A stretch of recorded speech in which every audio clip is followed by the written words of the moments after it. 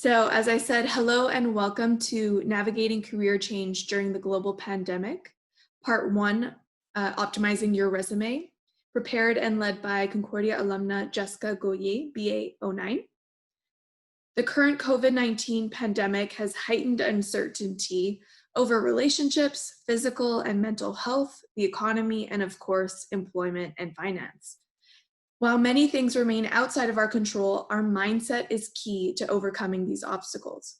And so whether you're joining us today because you've recently lost your job or because you're a young person just preparing to enter the workforce, please know that there's no time like the present to take a risk on yourself and try something new. With that said, I'm so pleased that you're taking the time to join us today. This session is hosted by Concordia University's Alumni Relations as part of our See You at Home virtual programming series. My name is Olivia Picciarelli, and I am the Alumni Officer of External Partnerships here at Concordia. I will be moderating the chat environment and will relay questions from you to our speaker. First, some housekeeping. So we are recording this session and we will share it with you in the coming weeks. Now some details about Zoom. So once again, the icon at the bottom center of your screen is the chat box. Please use that to ask questions to our speaker, as well as let us know any comments or feedback throughout. This session is designed for your learning, so we appreciate your active participation, and for those of you who submitted questions beforehand. And now a little bit about our speaker. So to begin, Jessica is joining us today while she's still on maternity leave.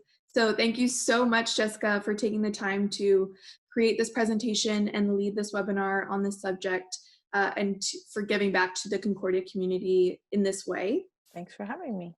And so Jessica Gohier, BA09, is the founder of Profilia CV and is our resume expert.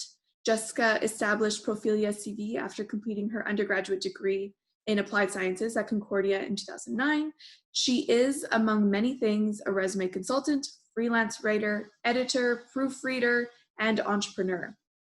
With a passion for helping people and encouraging their personal development, she has established herself as a trusted reference for resume development and professional advice. Today, Jessica will take us through part 1 of her 2-part webinar series, wherein she will offer you tools to craft a winning resume. And so for now, we're going to jump in, but audience members, don't be concerned if you can't see us anymore. As I said, Jessica did a lovely presentation for us all to follow along to. So Jessica, I'll hand it over to you. Perfect. Well, good morning, everybody. Thanks for joining us. So yes, like Olivia said, a little bit about me. So I did graduate from Concordia. I am currently on maternity leave. I just had a little baby, so bear with me. But I have been doing this for over 10 years now. I had a previous path in the pharmaceutical industry, but I've always loved to help people define themselves, help people grow in their careers, and so this is what I do. It's a privilege actually to do what I do, and really in the end, I'm a bit of a storyteller and a creator of people's stories on paper.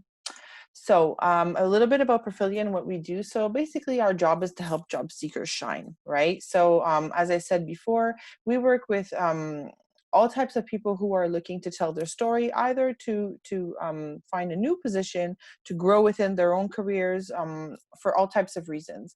We offer, of course, resume writing services, so resumes, cover letters, LinkedIn profiles. We also provide interview coaching, translations, all types of relevant services. And we do work with people from all kinds of industries. So from IT to pharma to fashion to admin to food services to sales to marketing, project management, engineering, you name it, you probably fall into one of these categories, and we've probably worked with people from your industry before. So today, what's our agenda? So a few things. So first of all, I want to address what does it mean to navigate a career change, right? Because it's going to mean different things for different people. But I do want to recognize that this is always something that's actually stressful for a lot of people. It's something that's usually new.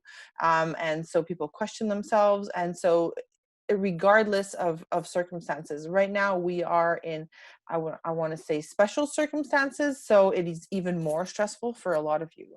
We'll talk about resume optimization, so tips and best practices to really create a winning resume for yourself. I do want to say that the first step to anything is really being prepared, and that's often actually the hardest step, is to start. So I want to congratulate everyone for being here today and to just get the ball rolling. I do also want to preface that there is no magic one size fits all answer, right? And that different things will apply to different people, and you have to take away from this whatever applies to you, right? So yes, we are living a global pandemic right now. And although, like Olivia said before, it has effects on all spheres of our life, today we're going to be talking about the effects it has on our career, and the impacts that it has, but also the challenges that it's bringing. So yes, this COVID-19 reality is new to everyone. Everyone is trying their best, but of course we have no, no previous experiences to compare to. Currently in Canada and Quebec, we do have very high unemployment rates. We've had over 3 million job losses since the beginning of the pandemic, which is huge. And in addition to that, some people have just adjusted and are currently working from home, working through a lot of virtual meetings. So everyone is adapting somehow. Um, Regardless of, or depending on the industry that you're in, I think that some industries will thrive. Some industries will sink or have a very challenging time at the moment, and some industries will adapt. And so again, take what you want from this, because depending on the industry that you're in, things will be different.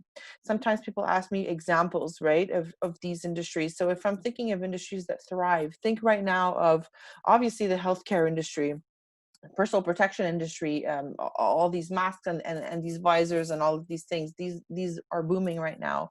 And anything that's virtual, of course, is booming. If I'm thinking of industries that are sinking right now, or that are having a challenging time, at least for the moment, thinking of restaurants, hotels, entertainment, travel, and some that have adapted and that are adapting very well. Example, the gaming industry, where people are still continuing to work from home, no problem. The pharma industry is adapting, and of course, grocery stores, right? That's the big one. But if we think of the short and long-term career repercussions that this is having for us, so for some of you, it's job security. So you've perhaps lost your job, or at least waiting for a call back.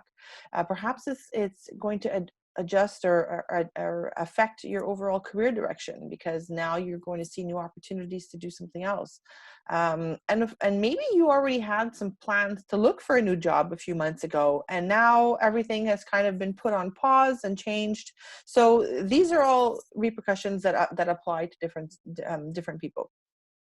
But now that the economy is slowly reopening, I think that it's really the time to start acting, to get ready, and to see if we can, the glass is half full rather than half empty, because there are tons of opportunities out there, and there are going to be a lot more coming.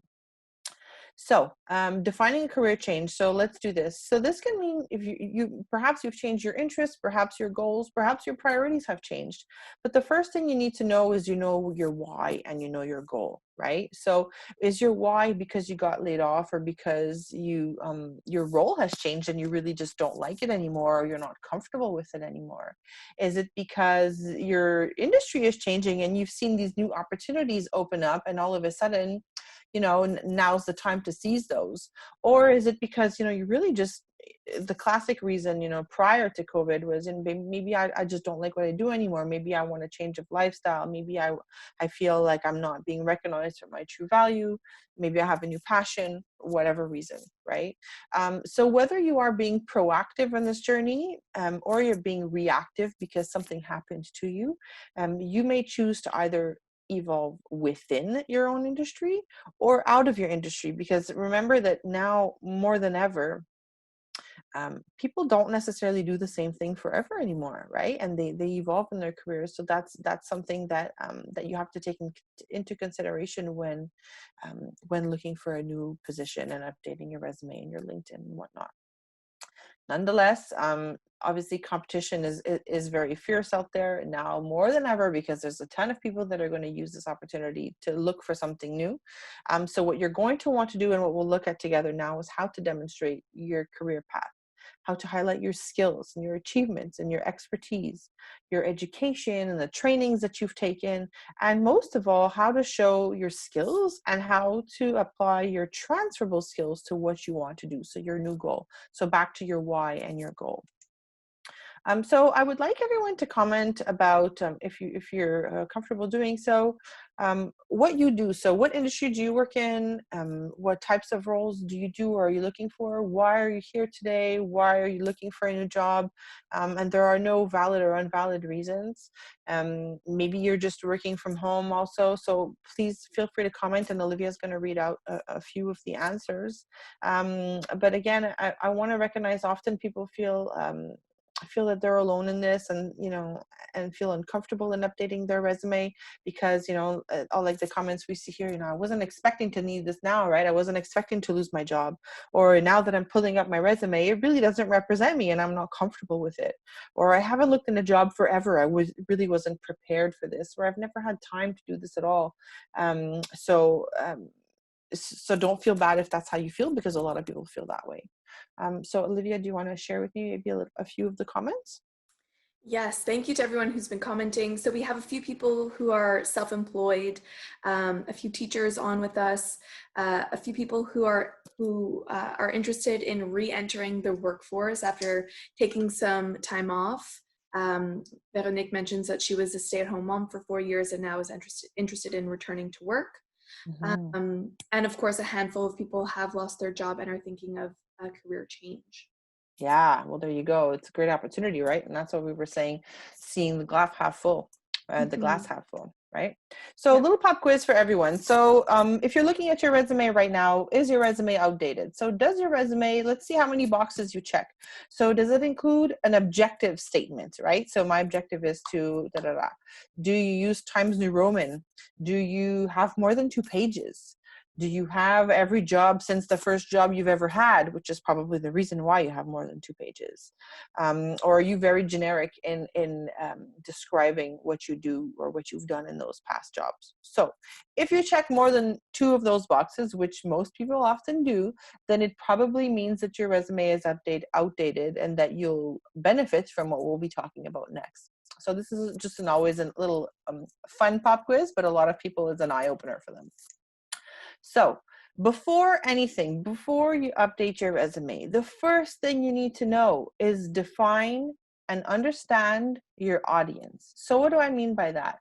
You need to know who you're talking to, who is going to be reading your documents, and what they are looking for. So in the next few slides, we'll actually talk about how to read a job posting, because that's really the first step, right? Because we need to customize, we need to know who we're talking to.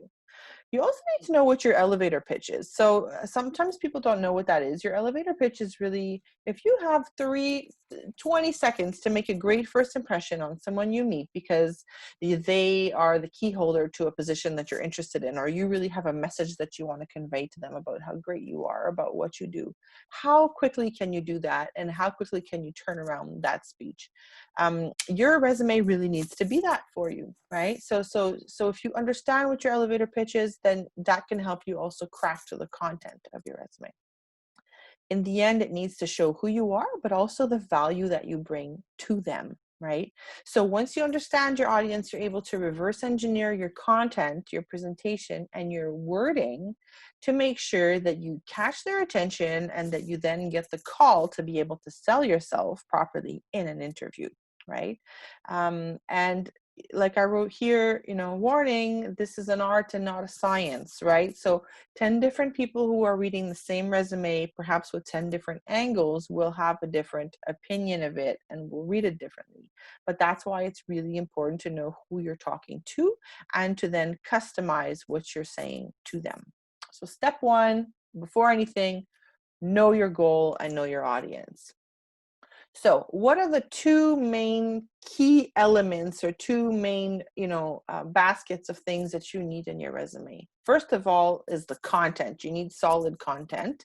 And second of all is the look of it, right? So your personal branding, which is more and more of a buzzword. When we're talking about content, again, I'm back to my relevant keywords, right? Saying the right things, saying things that that resonate with your reader, using action verbs to describe what you've done. So not being passive, but being active. Also showing your achievements and your measurables, and we'll come back to that. And I think there were some previous questions from participants on that, but you need to make things tangible.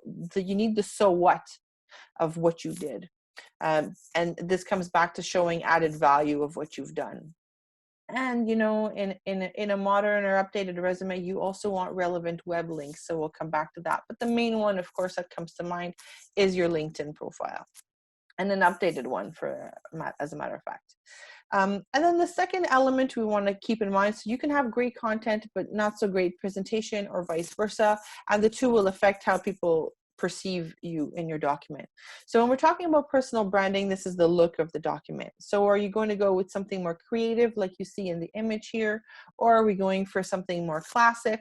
The right answer will be different depending on your industry, depending on how you will use your document, whether you're using it through networking or through a direct email send versus online applications. So be mindful of that. It's okay to also have two different versions depending on situations. And when we're talking about personal branding, this also involves font choice. So, you know, we were talking about Times New Roman before, but there are some much more modern and easy to read and nice looking fonts, like, for example, Calibri, which is one of my favorites, that you could use to craft your content. The use of color, you know, this is something new, and again, depending on how you're going to send it, it may or may not be relevant. But keep it in mind, because that all becomes part of your personal branding package. And do you want a picture on your document? Do you think it's relevant? Will it add value? Or perhaps you just want to use the picture that you already have on your LinkedIn profile that you're going to be referring people to. So all things to keep in mind. But these two things really are what make a resume impactful and solid, and allow you to make a good first impression. So content and the visuals. So why does this matter? Well, because first impressions are extremely important. So how do employers actually read your resume? This is always an interesting visual, and you may have seen it before, but you are obviously not the only person applying for a job posting, right? So here it says at least 1 in 4 resumes receive at least 50 resumes for a posting, maybe even 100 resumes for a posting. More and more, like we said before, the competition is fierce, and you are not the only one applying for that position. Even when you look on LinkedIn, by the way, you can see how many people have applied. And sometimes, more often than none, it's in the hundreds. So why do first impressions matter, and why does the content matter? Because if it's a human that's going to be looking at your resume first, well, you have about 6 seconds to make a good first impression, because the human eye will go to the key sections right away. We're talking about your profile section at the top, you know, the education, some key sections that if I don't see right away what I'm looking for, you're going to go to the maybe or to the no pile, and that's it. Your chance is over. But it also is important. When I say machines, I mean computers. So an ATS system, or an applicant tracking system, is probably a word that you've been hearing more and more. So what is it? So it's two things. An applicant tracking system is a filter for applications that are received through the internet, but it's also a database. So how does it work? So when employers are looking for specific skills, specific keywords in a resume, well, the system is looking for those things in your document. And if you are not saying the right thing because you didn't take the time to customize to your audience, then it won't find what it's looking for, and it will just simply pass on your document. So a lot of employers use this. So not only companies, so HR departments or companies that are hiring through the web, but also recruiters, right? So recruiters use it as well for the same purpose. So how to get past it is, you know, back to the same thing we were saying before, is having the correct content, and also having the proper structure. So when I say structure, what I mean, when we were talking about before about the resumes that are either classic or more creative, well, applicant tracking systems typically don't like creative content or creative structures in a document, because they have different fonts, but mostly because they have columns, they have text boxes, and so that text is very complicated to read for a software. So in those cases, you want to make sure that you're using a more classic format so that it's easily readable and that the system can go find your content and read it properly.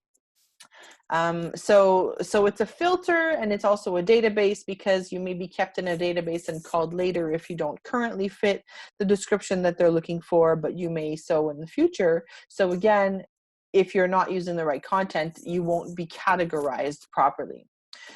I do want to say, though, that it's not always relevant. You know, the ATS system sometimes is seen like this big enemy of the resume, and sometimes it doesn't apply, because depending on how you'll be applying for the jobs that you're applying for, they may not be using one. A lot of positions currently are often gotten through networking or through personal connections, or even through an agency who may take the additional time to read your document because they really want to make sure that maybe not in the present, but in the future, they would be able to refer you to an interesting employer for you. So they may take the additional time. But if you're applying for, you know, a highly coveted position with hundreds or thousands of applicants, well, you know, you need to make the first cut through the system. So you need to be aware of that, right?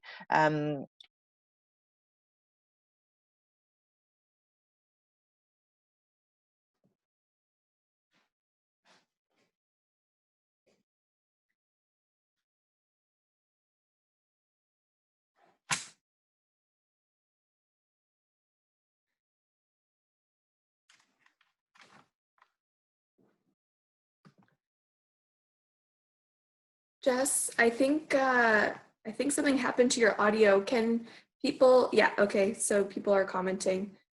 Jessica, we can't hear you. Your audio seems to have dropped off.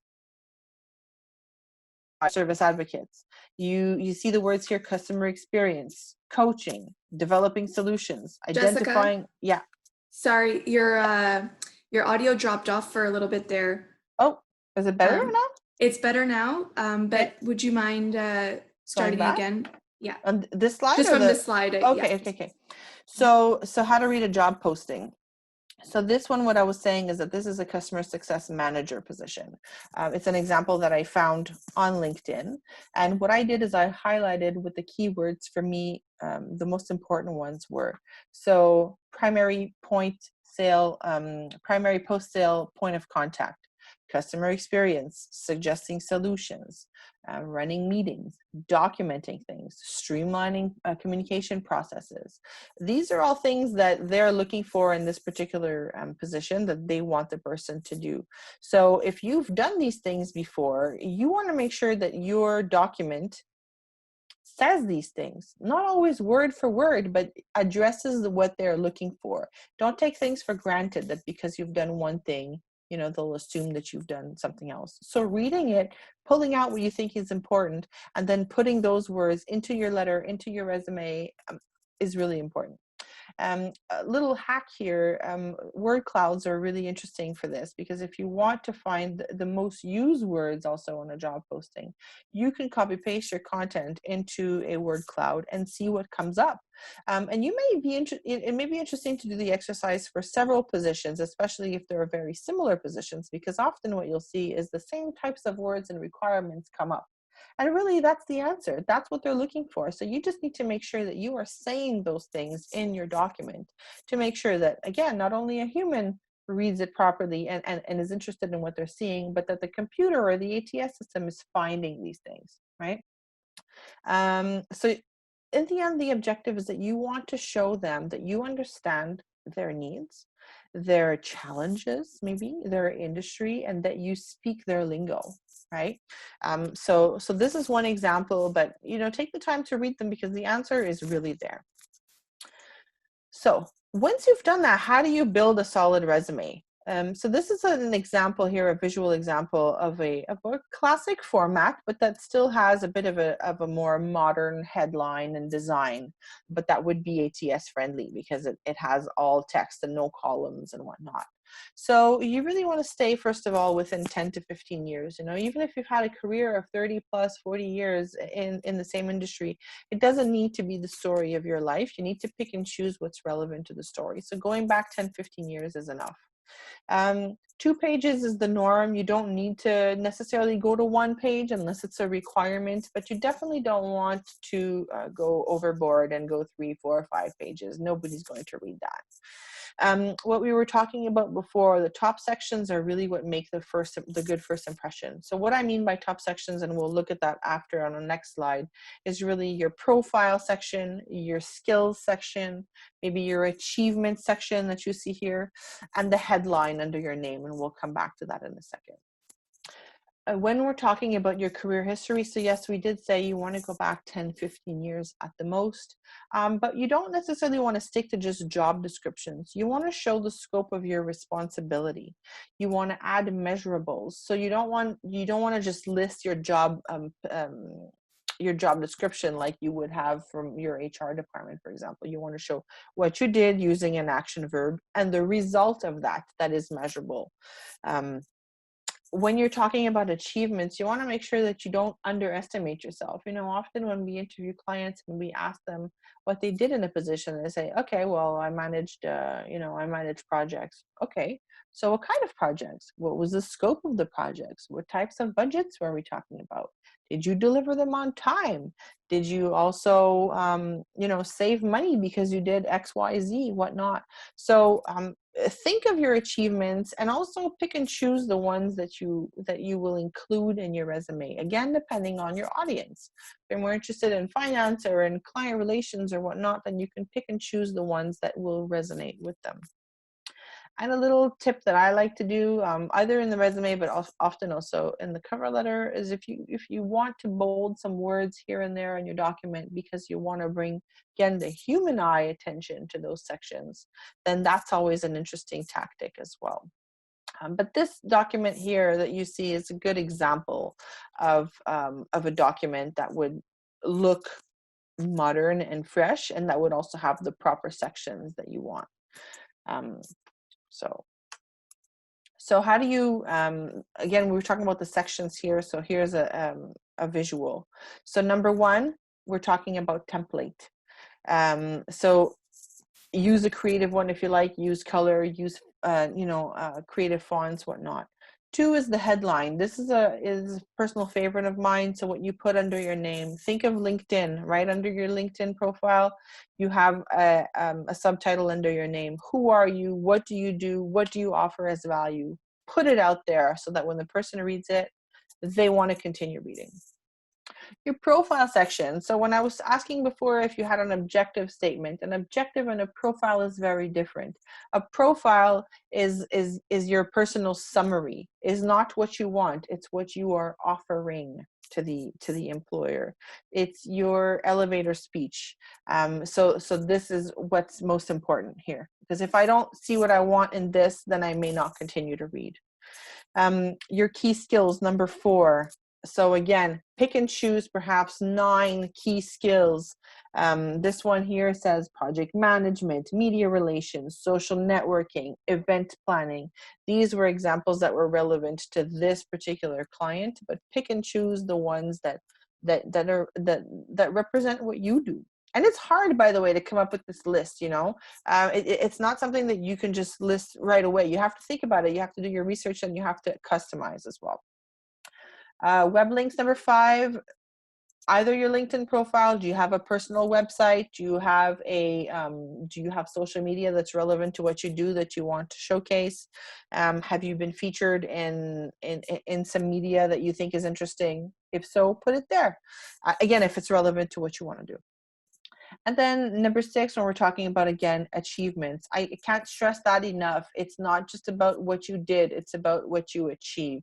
So your achievements can either be under each job description, right? So within your bullets, or like the example that we saw before, you can also pull out a few and bring them up to the top of your resume and pick and choose the top 3 in your career. What are the 3 things that you're most proud of that you can make measurable, that will have an impact on your reader? You want to pull those out as well.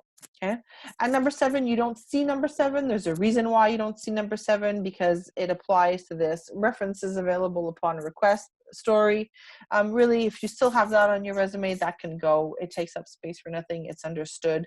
It looks old school. It just, you don't need it there.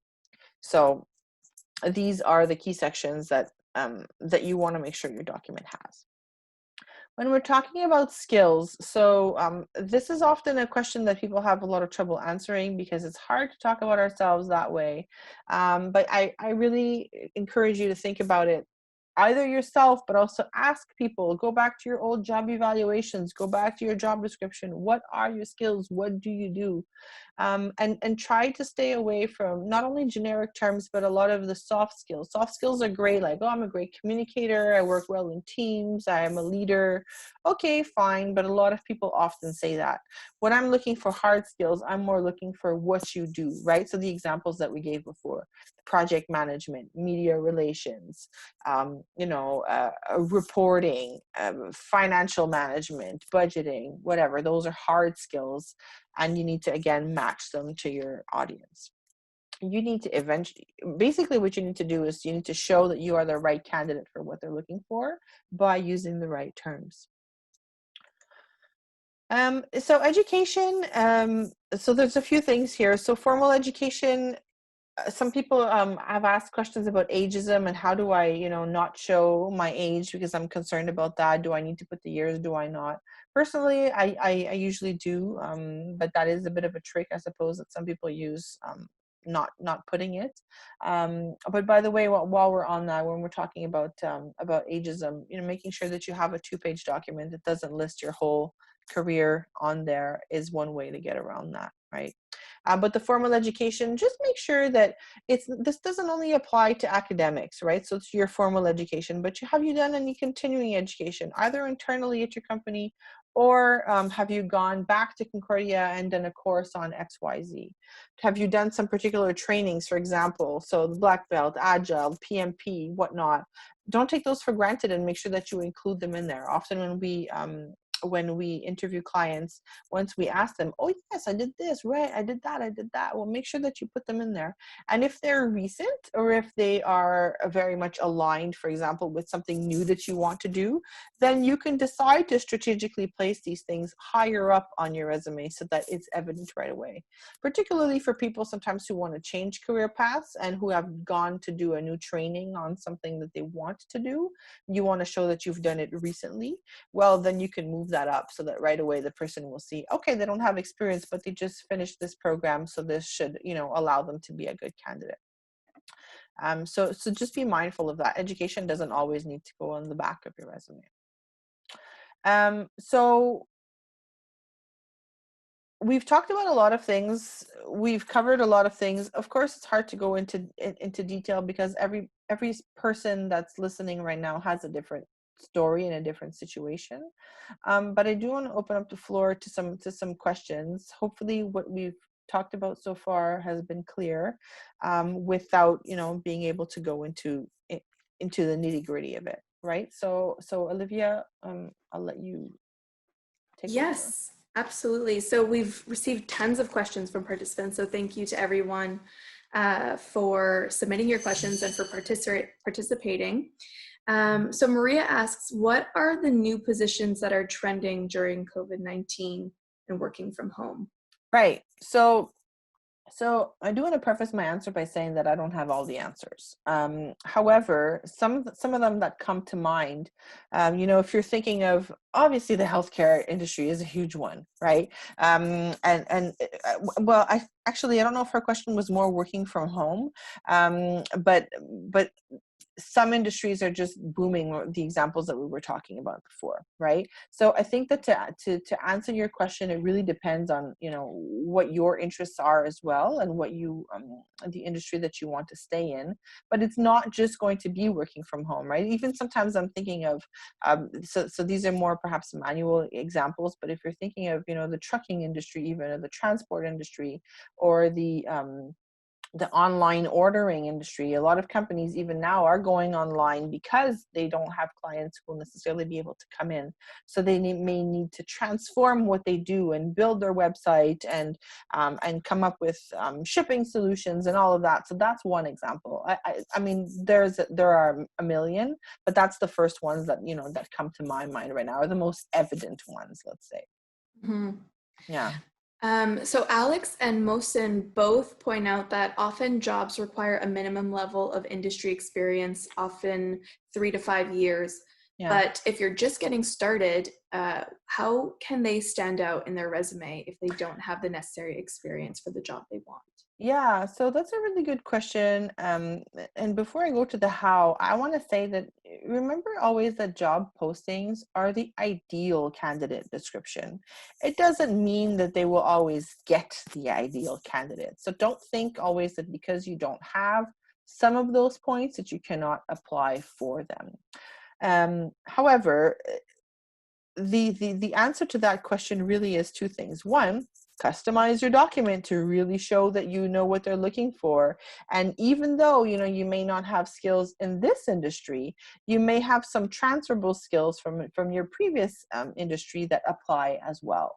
Right. So if you're thinking of, you know, I don't know, client relations, for example, or, you know, because both positions would have that as a common thread, but you want to make sure that you highlight that. So try to find the most commonalities between the two industries and highlight that. You can also bring up on your resume. So when I mean up, I mean more higher up on page one, let's say the most relevant achievements, right? That again can be transferable, and really take time to think of your transferable skills. Same thing if you've recently done a training on that, right? Because so you don't have experience in, let's say, project management, but now you want to go into that, or into IT, for example, but you've recently taken a course on coding or whatnot. Well, then say it right away so that you're kind of justifying why you're an interesting candidate, even though you don't have.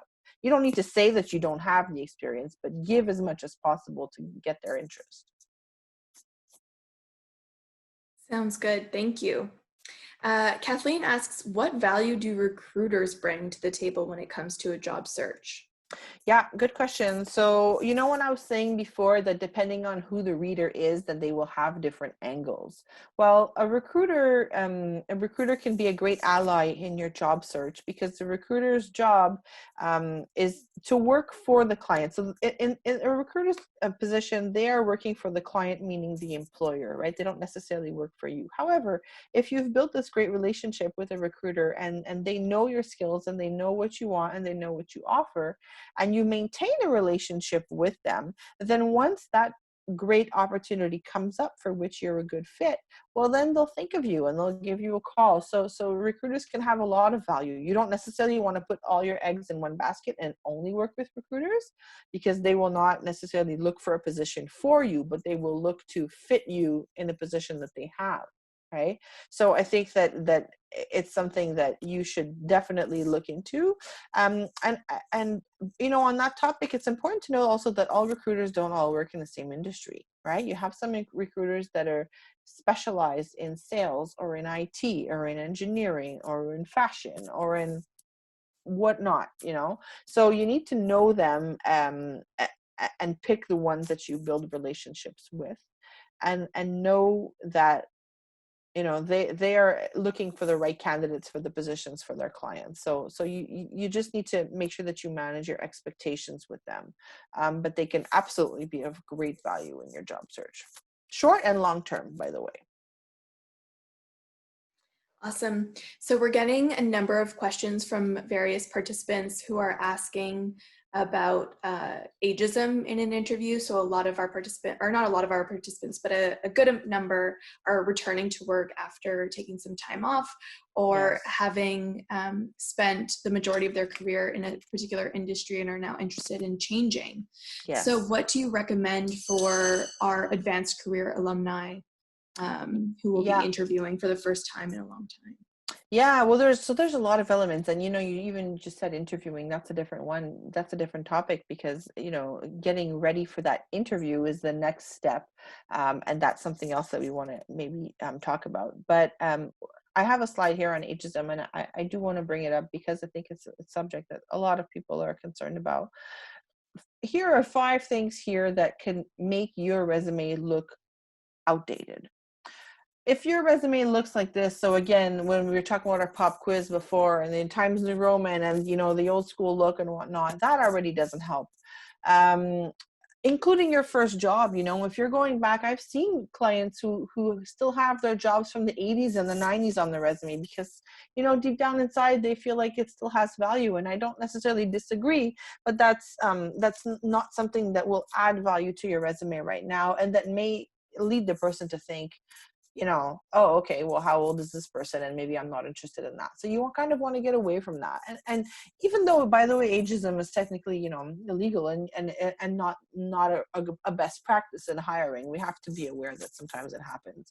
So you want to put all the chances on your side, right? So you don't want to go over 2 pages. All the things that we said you don't want, you want to make sure that there are not on your resume, and that you look like you're ready for the position and for the challenge, regardless of what age you are.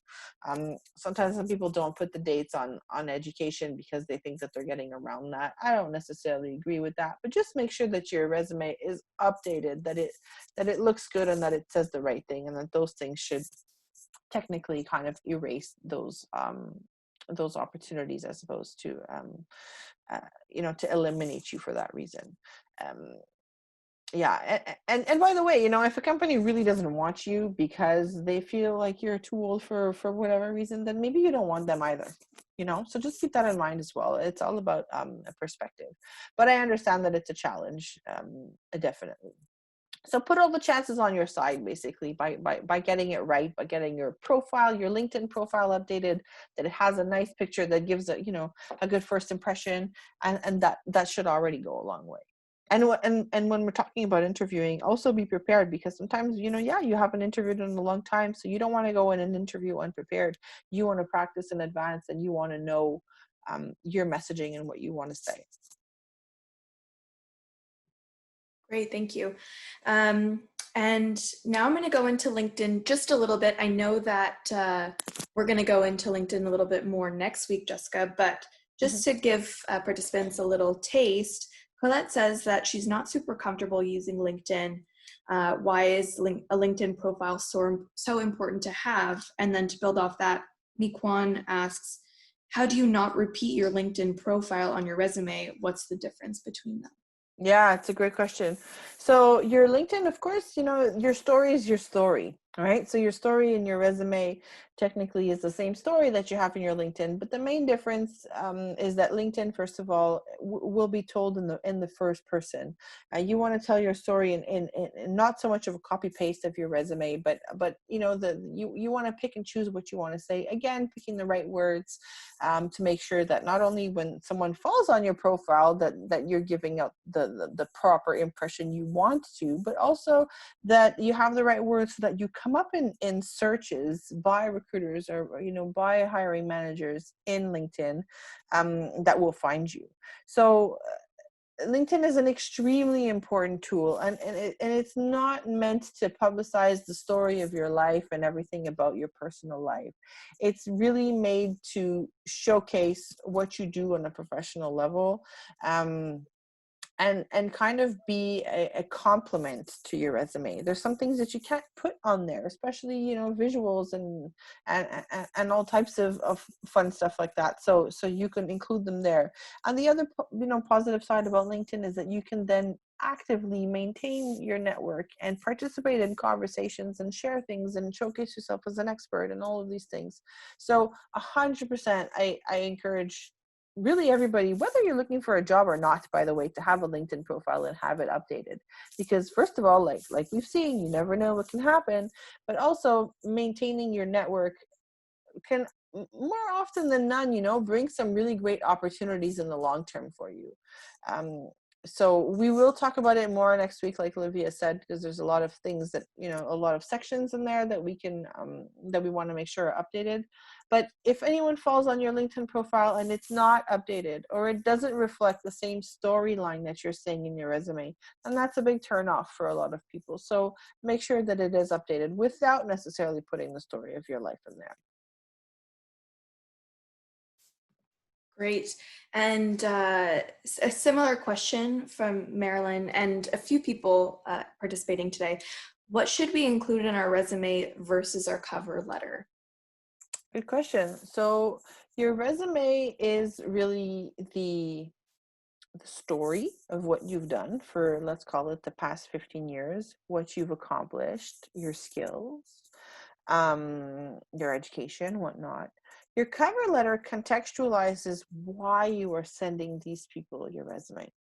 And it's meant to not be a repetition of your resume, but rather complement or show that you know who they are, what they're looking for, how you bring a solution to their problem, um, and really address it also to the right person, right? So if I'm a hiring manager and I'm just getting a resume, think about it, I don't really know why I'm receiving it. But if it's addressed to me and it says the title of the position and then it tells me this great story about why I want to talk to this person and why they would possibly be a good fit for my team, and then then that's an additional like our added value for me to want to talk to this candidate. I do want to say though that cover letters are, there's different opinions on cover letters. Some people think they're not important, some people think they are important, some employers read them and some don't. I always err on the side of caution and suggest that you have one and that it's interesting and eye-catching and customized. And if they don't want to read it, they don't read it. But if they want one and you have it, then it's there. If you don't have it, then sometimes that's a turn off for the employer and they just won't call you for that. So that's really the story, that your cover letter is the why you're applying, and it really customizes it to that particular company, industry, reality, challenge, whatever you want to call it. Great, thank you. And one of our participants also very eloquently said that the cover letter is a great place to comment why you want to work for that company specifically. Exactly. Yeah. So we have a question from Shahani. How do you navigate a career change when you have no idea what kind of career you want? Are there any strategies for identifying the right career for me? Well, I think that the first step is doing your research, because you cannot, like we said in the beginning of the presentation, you cannot do all this if you don't know who you're talking to. So, no one will in the end have the answer and the magic answer of telling you, okay, well, this is what you should do next. But you need to do your research about opportunities that are coming up in your industry. Well, you also, when you do your research on LinkedIn, by the way, for either for your current position or for things that are of interest, always pay attention to the column on the right that says, people who have looked at this also looked at this, because sometimes that brings you down this path of, finding out new opportunities that you may not have even thought of. So that's an interesting strategy. Talking to your networking with previous employers, or with, even with clients and with contacts, or all kinds. This is the importance of maintaining your network, because that's often how opportunities you haven't thought of will come up. So it's hard to answer that question without knowing the exact context, but I would really encourage, first of all, doing a lot of research. And it's not something, by the way, that comes up right away and you do, half an hour of research and boom, you have your answer. It takes a long time, and sometimes finding that, or having that aha moment of, oh, this is interesting, this is what I want to do next. Well, it can take a long time to get to that. So you want to commit some time to doing some research and starting somewhere, and that will, I think, lead you down that path.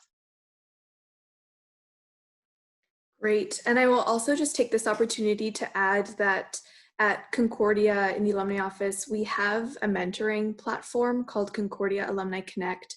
And mentors are truly an incredible resource. They can help you identify your current role and future goals and support you through your career planning. So you can always lean on, the Concordia community to help you identify those goals and what that dream career might be for you and the various paths that you can take to achieve it. So When you do your research, also look into the resources available to you through Concordia, because there is an abundance. Okay, Jessica, next question. Mary asks, what is the best tense to write your CV in, past or present? That's a really good question. So my personal preference is more past, but what I like to do is I like to use a verb that or a tense that shows action. So some people would prefer the infinitive of saying managing this, I like to say managed this because it shows action. It shows a responsibility rather than a task. But in the end, there's no ultimate right or wrong. Sometimes some people also want to use the present in their current position and the past in their past positions in the resume. What I would encourage as an ultimate answer is that what's most important is that your document is consistent. So whatever you pick, if you pick the past or if you pick the infinitive, if you pick the present, make sure that your whole document follows the same thing. Because when you read bullets that are all over the place and that don't start with, first of all an action verb, and two, that are all in the same tense, it's a bit of a turn off. So just make sure that it's consistent. But my personal preference is the past. Great. Mostin asks, do we need to have certificates or proof for each of the skills listed on our CV? No, God, no. First of all, there's no way that would even really exist. What I mean by skills are things that you're good at, right? I don't necessarily mean certifications, right? And even certifications, by the way, sometimes you've done an internal certification at work and you don't necessarily have a certificate to prove it. But I've rarely seen an employer request that. Of course, unless it's a requirement or it's an industry specific requirement. But no, you want to make sure, of course, that you can back up what you're saying, right? So if you're saying that your skills are in, I don't know, let's say CAD drawing or budget management or project scheduling, well, you need to make sure that you can back that up and that is really what you do. But you don't need to have, I don't want to say you don't need to have tangible proof, but no one is going to ask you for a certificate. People are going to expect that is what you do and that you can prove that those are your skills, but no one will ask you for a proof of paper necessarily. And if they do, well, they do, and if that's really what you do, then you should be able to back it up anyway. Great. And so just being mindful of time here, what resources do you recommend or do you have available that we can share with participants? So resources for finding job listings and templates for the resume, etc. Yeah, so I think that often when people want to start looking for a job, and once they've done the step of updating their resume properly, often the next question is, so now what? What do I do? Where do I start? Where do I look? Right? So we do have a few different types of resources for that. First of all, on our website, so on profilia.ca, we do have a tab with job search websites, because it can be overwhelming to figure out where to look for positions. So that's one thing that can be interesting, and we're always updating it, and there's new updates to come. The other thing that we offer, yes, we do have an online template store on our website, and they're really not very expensive at all, and it allows you to put your content into a more creative and modern template if you'd like. So that's something that you can get there. We also have on our website, by the way, a tracker that you can download for free, because once you start applying for jobs, it can be hard to keep track of everything that you've applied for, because you want to make sure also that you can follow up after a certain amount of time if you didn't hear back from them. So we do have this free tracker on the website as well that you can download to track what where you've applied, and when you get the call, that you remember what you applied for. right? So those are a few things. We also have a team of interview coaches. Once you are ready to start interviewing, that's something that we can do as well. And we do try, by the way, I encourage everyone to connect with me on LinkedIn as well, because especially once I'm back from maternity leave properly, I do actively share a lot of tips and tricks and articles on the topic. So, these are all things that come from different angles to you that can sometimes, help your process. Great, Jessica, it's Erin here.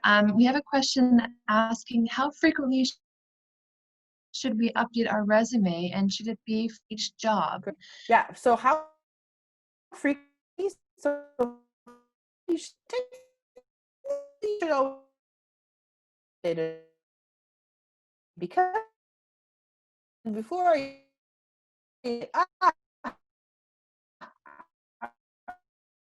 but now I'm not minute, and I think you should all do the size one, really updating it all once you have for your LinkedIn. Um, so yeah, you should technically always have it handy, because you don't have it is the time when you not do a good job at updating the Great, content. thank you. And we have time for one more question. It comes in, it says, what resources do you recommend for finding job listings and resume templates? Yeah, well, the templates, so those actually you can go on our website, and we have a ton there, and you can choose which ones you like depending on style and format and whatnot. But what resources do I suggest to find job postings? Well, again, if you go on our job search website list on our website, there are a ton there, and the answer will depend on your industry also, because some are very industry specific. But the top one really is LinkedIn. I'm thinking of others also. There's the classics of this world, like the Monsters and the Jobilico and the Job Booms and Indeed and all of that. Some are better than others for different reasons, and you also have some websites that are very industry specific. But LinkedIn, I think, should usually be your go-to, because also remember, by the way, that companies pay a ton of money to post jobs on LinkedIn, so they're investing in finding the right candidate on LinkedIn versus other job search websites that some are free. So that is always a really good first go-to. Also, the reason why you want to have an updated LinkedIn profile, by the way, because if you find the job of your dreams on LinkedIn, well, you may need to apply for it with your LinkedIn profile, and if it's not up to date, well, then we have a problem. Wonderful. Jessica, could you just repeat your website address for those who are asking in the chat? Yeah, so Olivia is going to share it in a following email as well, but it's profilia.ca. So as you see in the slide, so profilia.ca. And people can also connect with me directly through LinkedIn, and you'll see it there as well. Wonderful. Well, thank you, Jessica, and all of you who took the time out of your day today to join us. We are so pleased to have a Concordia alumni leading a conversation with us on this topic. We will be sending you an email in the coming weeks with the recording of the session. We truly appreciate your feedback to help us improve the services and events we offer. Did this webinar meet your expectations? Feel free to leave a comment in the chat box or send Olivia an email at olivia.picciarelli@concordia.ca. For participating in today's webinar, Jessica is offering Concordia alumni a 50% discount on Profilia's CV website for resumes, cover letters, and business card templates. The promo code will be shared with you in the follow-up email. We are pleased to be able to continue bringing you valuable virtual content, so keep your eyes peeled for our email invitations. We will have a weekly content for you and for your family at this time. Tomorrow, we are offering an Eccentrics workout led by Sasha, and on Friday, we have Deirdre's back with more doodling fun. Finally, don't forget to join us again next Wednesday, June 10th, for part 2 of this Navigating Career Change webinar. Thank you all for your continued support, encouragement, and resilience. I wish you a fantastic day. Be safe and be well. Thank you again, Jessica, for a great webinar. Take care, everyone. Thanks, everyone. Bye.